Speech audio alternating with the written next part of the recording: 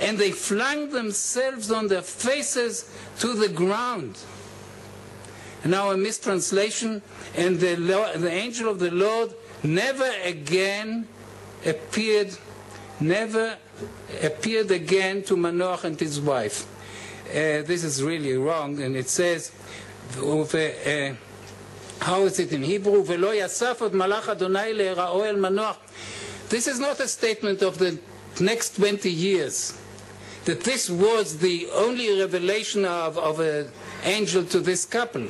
This is not interesting in this context. What it says is that he ascended in the flames of the victim, of the Olah, and he was not seen again. Which means that Manoah realized that this is an angel only when he vanished. If you came this evening only for this sentence, it's enough. It says that we take pictures like crazy in weddings, because during the wedding we are not really present there.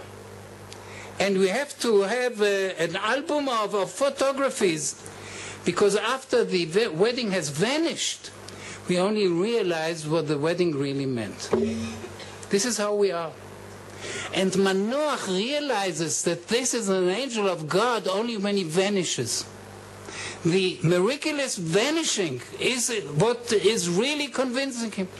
He sees prophecy, he hears prophecies. He doesn't see anything, only a human being. Then he hears wonderful prophecies, which are reassured by a second coming of this person. And what his wife has said was backed by him. And this man says, I don't eat, I don't have a human name. And he does not understand. And now there's a miraculous occurrence. This person, he thinks it's a regular person, ascends in with the flames, he's not burnt, he ascends to heaven. And when he really is not there, then Manoah knows that this was an angel. So he should embrace his wife and say, oh, what a wife I have. But you will see this is not what he's doing. ויאמר מנוח אל אשתו, מות נמות כי אלוהים ראינו. He has the upper hand in theology. He thinks he has the upper hand. He says we are going to die because we have seen a divine being. He says, in my Sunday school I have learned that you cannot see divine beings, and that you are punished, or you are actually not punished. It's like touching electricity with a high voltage. It's not that it is forbidden to climb this electrical pole. It is dangerous. It is forbidden because it is dangerous. It's not that it's not becoming to see divine beings. It is impossible for human. You melt away. So he's now seeing that there is nothing to see, and they fall.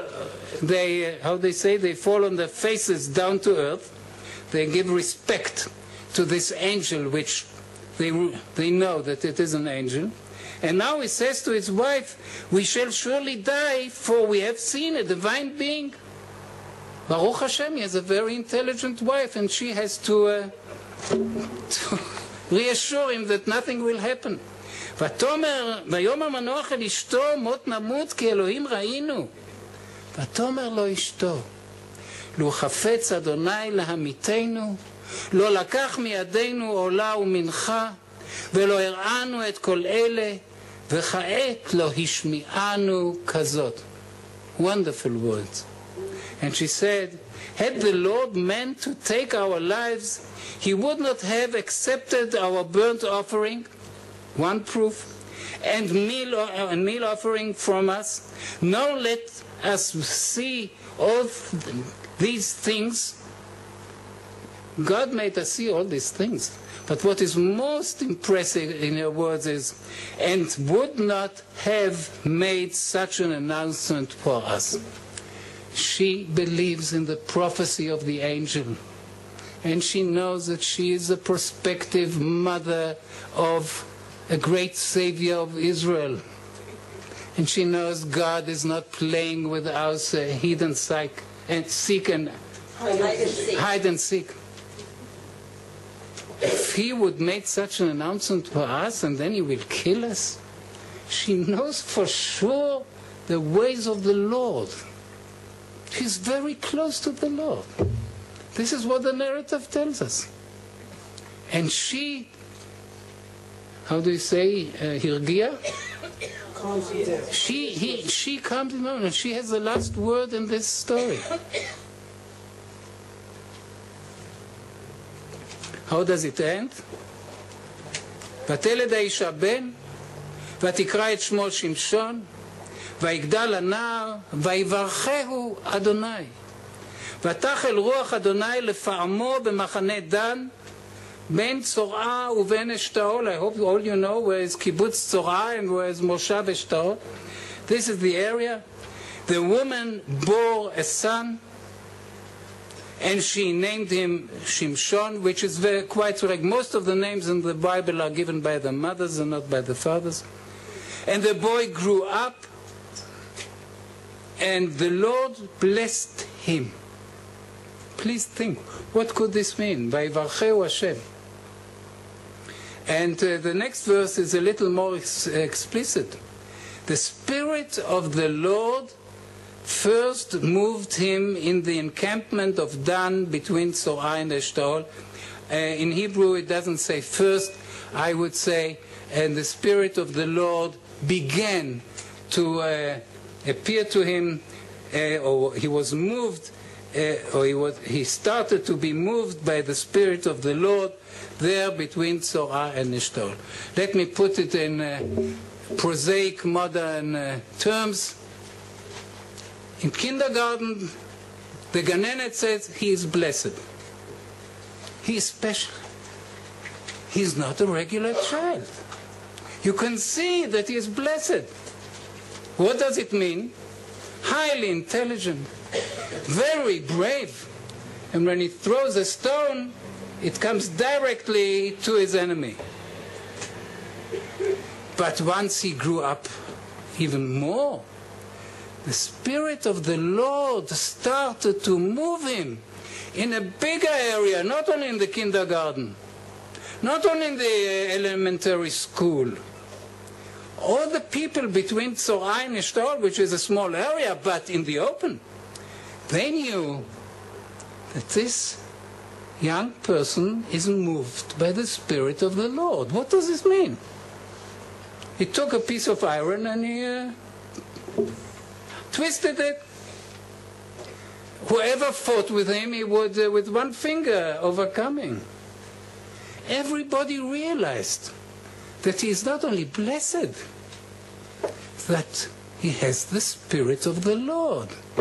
So we expect, or not we, he and his parents knew that the prophecy is really true, not only in its initial saying that the mother will give birth to a boy, but that this boy is destined to be a savior of his people, because he's full of the, not always, but on special occasions, he is inflamed, I don't know how to say it in English, by the Spirit of the Lord. Informed is too intellectual. Inspired, rather, right. Inspired, which means he has tremendous abilities. So now we understand why we have this long and very beautiful story in the book of Shoftim. Shimshon starts to save the children of, or we expect him to save the children of Israel with a strong legacy. He has a very, very special mother. Not that his father is just like us, an average person. He doesn't represent a foolish person. No. He is everybody, every man. Only she, to depict her greatness, she recognizes an angel when she sees him. And she knows how to diminish the occurrence to the small understanding of an average husband. And she knows when to haste and when to be quiet. And the second appearance, she doesn't say a word because she knows her husband must be in the center of the stage, so she won't interfere. She lets him do all his mistakes. She doesn't whisper in his ear, please, please, don't you see it's an angel? And in the end, she's able to reassure him. So Shimshon heard this story very often. And he knew that he must be like his mother, which shows that sociologically speaking, the mother is secondary.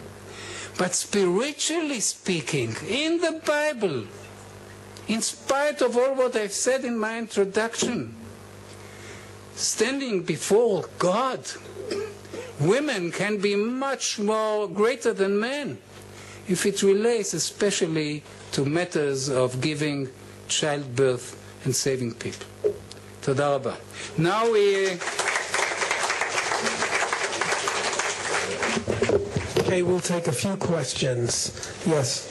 Do you think that there is any significance to the fact that when the angel repeats himself in front of Manoah, he adds the prohibition that she can't drink any grape products? The question was, does Professor Simon think that there's any significance that the second time around the angel says that the child will not be able to eat any grape products? No, I believe that he is repeating just what he said to her. She is not allowed to eat all these products in order that he will be a Nazir Mibeten. In this stipulation, there is no change to my understanding. He only said wine or intoxicating beverages. No, he says also v'chol tumah lo tochal. No. Huh? But grapes. Grapes. Maybe he's a little. In the Torah it says also grapes. So he's enlarging it a little. All right, but this is not too dangerous for her authenticity. The husband will say, oh, grapes also. Yes. Oh, thank you for the question. Yeah.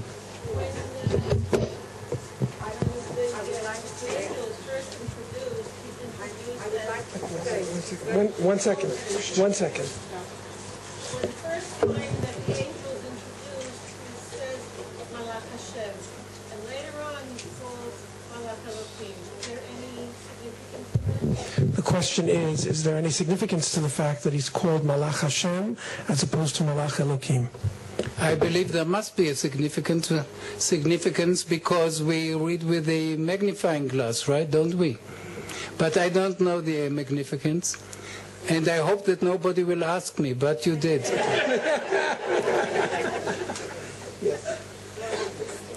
husband not supposed to know that his son's going to save Israel?